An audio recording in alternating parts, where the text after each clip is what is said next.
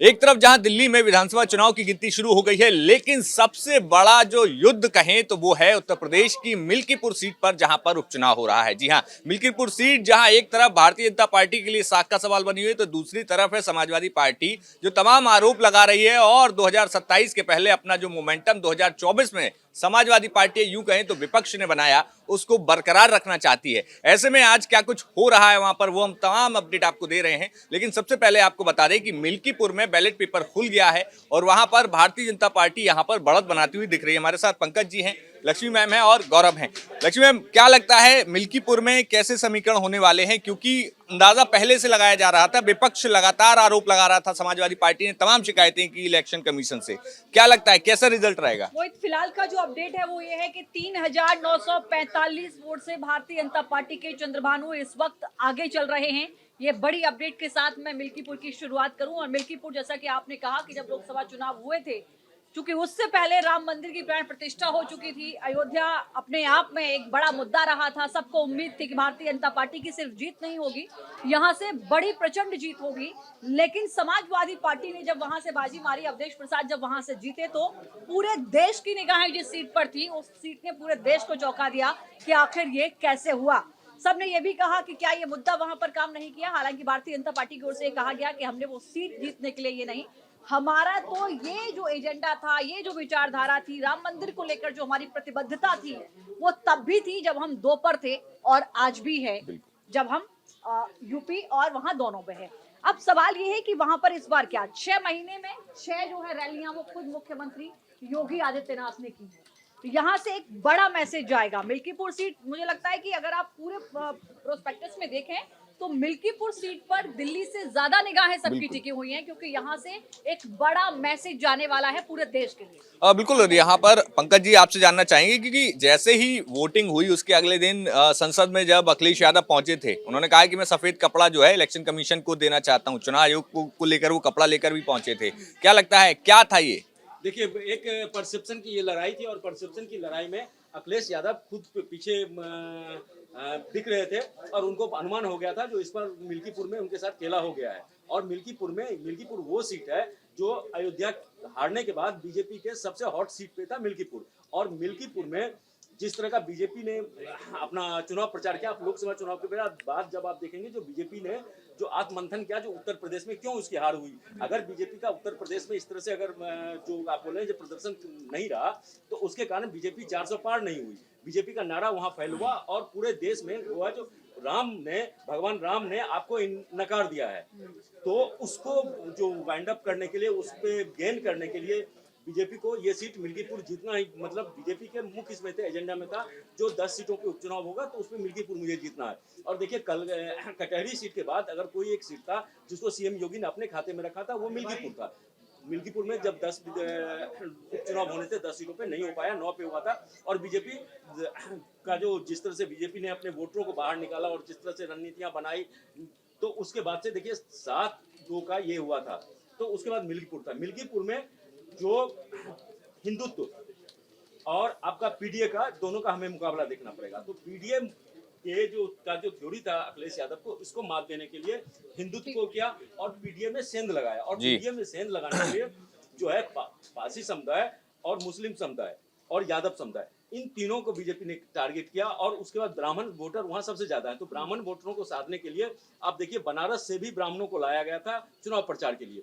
और शुरुआती रुझान में हम देख रहे हैं जो अभी बैलेट पेपर खुला, उसमें 4000 सीट से मतलब मिल्कीपुर खेला हो गया है। और इस मिल्कीपुर से बीजेपी अब शंखनाद करेगी 2027। बिल्कुल, मिल्कीपुर है मोहित, जो समाजवादी पार्टी का मैं कहूँ तो गढ़ कहा जाता है। समाजवादी पार्टी का गढ़ कहा जाता है। अब तक शायद मैं अगर ठीक हूँ तो 2 बार, जब तक ऐसे तो मैं ऐसे 2 बार सिर्फ बीजेपी के खाते में गई है, अन्यथा यहाँ कांग्रेस 2 बार रही और बाकी की जो खाता रहा वो समाजवादी पार्टी का रहा। इस बार अगर आप वहाँ चुनाव प्रचार की भूमिका देखें, या मैं कहूँ कि पूरी तरीके से प्रतिबद्धता समाजवादी पार्टी की देखें, तो वहाँ डिम्पल यादव का प्रचार हो, चाहे धर्मेंद्र यादव प्रसाद का प्रचार हो, चाहे अखिलेश यादव ने खुद कमान संभाली हो, अवधेश प्रसाद के बेटे को ही उस सीट पर उतार देना ये बताता है कि जो उनका कोर वोटर है, जो अवधेश प्रसाद का भी सपोर्टर है, वो भी न झटक जाए। इस बात का भी ध्यान रखा गया और अवधेश प्रसाद को संसद में सबसे आगे अखिलेश यादव ने जगह दी, अयोध्या का राजा तक कह दिया। तो ये जो एक मैसेज है, क्या यहाँ से समाजवादी पार्टी 2027 के लिए जो मोमेंटम बनाने की कोशिश कर रही थी, क्या उसको एक थोड़ी सी धार कम नजर आएगी? क्या यहाँ से बीजेपी का, खासकर योगी आदित्यनाथ अगर अपने दम पर इस सीट को जीतकर भारतीय जनता पार्टी के खाते में डालते हैं तो निश्चित तौर पर क्या उनको और ज्यादा आप कहेंगे कि बल मिलता हुआ नजर आएगा 2027 के लिए? ये एक बड़ा मैसेज होगा। बिल्कुल, यहाँ पर मिल्कीपुर देखिए, जब 2024 के रिजल्ट आए थे तब तमाम खुशी थी कि भारतीय जनता पार्टी की केंद्र में दोबारा सत्ता लौट के वापस आ गई। लेकिन मुख्यमंत्री योगी आदित्यनाथ का, आपको याद होगा वो तस्वीर सेंट्रल हॉल की, जब मुख्यमंत्री योगी आदित्यनाथ का चेहरा काफी निराश नजर आ रहा था वहां पर। तो वो चीज यही थी कि 37 सीटें समाजवादी पार्टी जीत गई, उसमें भी अयोध्या की सीट हार गए, तो वो एक 30 थी। तो इस बार मुख्यमंत्री योगी आदित्यनाथ ने अपनी पूरी जो मंत्रिमंडल है, कैबिनेट है, सबको वहां पर लगाया था। अच्छा, इस पूरे वाकये में बड़ी चीज ये भी थी कि कास्ट कॉम्बिनेशन आप कैसे बैठाएंगे? वहां पर मिल्कीपुर में 1 लाख दलित आबादी है, 1 लाख में भी 60,000 उसमें पासी समुदाय से हैं और दोनों ही प्रत्याशी, चाहे भारतीय जनता पार्टी हो चाहे समाजवादी पार्टी हो, दोनों ही प्रत्याशी पासी समाज से हैं। गौरव, आपको क्या लगता है कि ये जो रिजल्ट आ रहे हैं, क्या जो नाराजगी की बात कही जा रही थी कि तमाम लोग भारतीय जनता पार्टी के टिकट बंटवारे के बाद नाराज हैं, क्या वो यहाँ पर दिख रहा है? और आखिर अगर भारतीय जनता पार्टी यहाँ पर आगे जाती हुई दिख रही है तो समाजवादी पार्टी की कौन सी कमियां देख रहे हैं? देखिए, अगर हम बात करें समाजवादी पार्टी की और भारतीय जनता पार्टी की, तो इस चुनाव में जब से लोकसभा का रिजल्ट आया है तभी से भारतीय जनता पार्टी पूरे दमखम के साथ मिल्कीपुर उपचुनाव की तैयारी कर रही थी। आपने देखा होगा जिस तरीके से दो पूर्व प्रदेश अध्यक्ष सूर्य प्रताप शाही और स्वतंत्र देव सिंह को उतारा गया था। आप देखिए, इस पूरे चुनाव को एक माइक्रो मैनेजमेंट की तरफ बीजेपी ने लिया।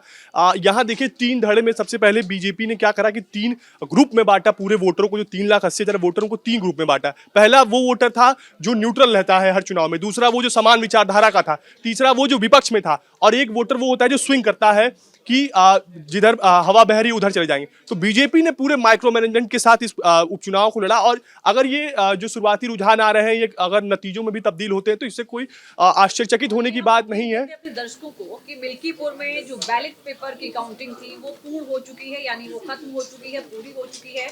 ईवीएम से काउंटिंग वहां पर शुरू हो गई है और ईवीएम की काउंटिंग की शुरुआत के जो रुझान सामने आए हैं तो अभी तक का जो आंकड़ा वहां पर है वही हमने आपको बताया कि करीब करीब 4,000 वोट, 3,945 वोटों से भारतीय जनता पार्टी के कैंडिडेट आगे चल रहे हैं। तो ये कहना भी गलत होगा कि ये तो सिर्फ बैलेट पेपर की काउंटिंग है। अब चूंकि ईवीएम के भी रुझान वहां आना शुरू हो चुके हैं।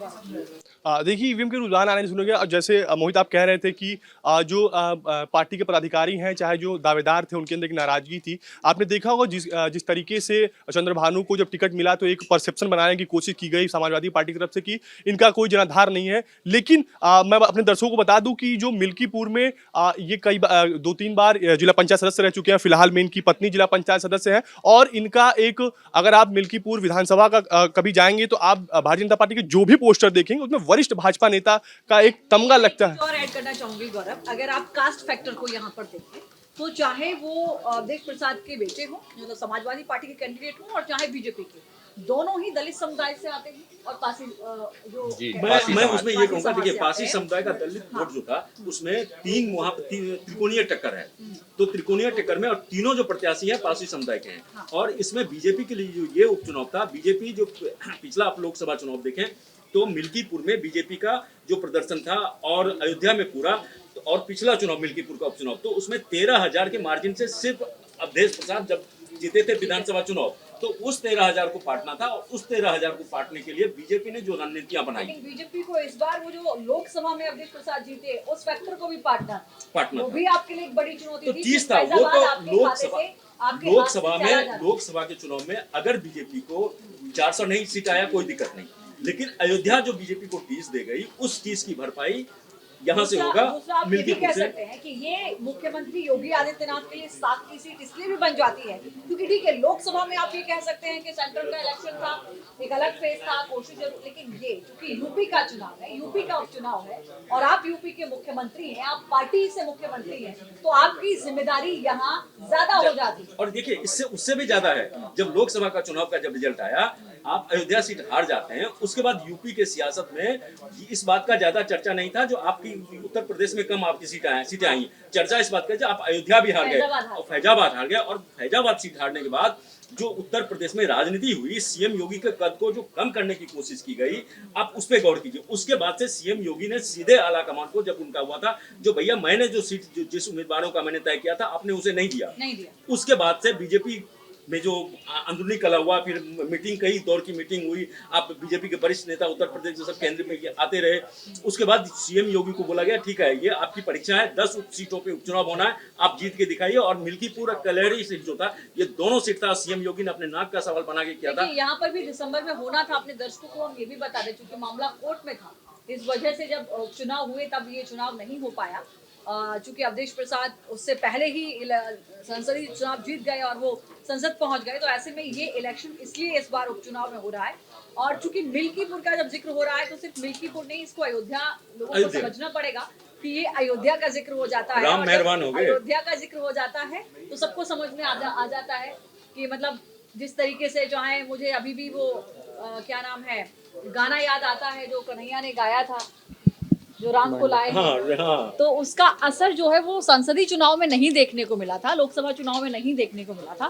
क्या इस बार वहां की जनता कुछ बदलती हुई नजर आएगी? दूसरा, पंकज जी, मैं एक चीज और समझना चाह रही हूँ, क्या आपको लगा कि लोकसभा चुनाव में भारतीय जनता पार्टी फैजाबाद को लेकर ओवर कॉन्फिडेंट हो गई? निश्चित रूप से। इसलिए भी क्योंकि जब हम बहुत ज्यादा कहीं के लिए कुछ कर देते हैं तो हमें लगता है कि नहीं, यहाँ तो हम एकदम कॉन्फिडेंट हैं, और वो over confidence Bharatiya Janata party को भारी पड़ा। उत्तर प्रदेश की अगर पूरी बात करें तो उत्तर प्रदेश में जिस तरह की उन्होंने चुनाव की तैयारियां की थी, तो लग रहा था जो बीजेपी और कॉन्फिडेंट थी, जो 400 प्लस तो हम आएंगे ही, और उसमें से 80 के आसपास हमारा जो 80 जो सीट है उसके आसपास हमारा उसमें रहेगा, 1 या 2 सीट हम लूज करेंगे। हाँ। तो यहाँ जो ओवर कॉन्फिडेंस था उसने बीजेपी को नुकसान पहुंचाया, और बीजेपी जो है तो उनका जो वोटर है उन वोटरों को घर से निकालने में नहीं हुआ। इसके बाद आप देखिए, जब ये हुआ तो पन्ना प्रमुख तक को ये जिम्मेदारी दी गई, आपका जो वोटर है वो किसी भी सूरत पे यहाँ आना चाहिए। और देखिए मिल्कीपुर में जो ये उपचुनाव हुआ उसमें 65% वोटिंग हुई है, और एक जो बीजेपी, मुझे जो मतलब वहां से जानकारी मिली, एक जो उनका वोटर था उनको घर से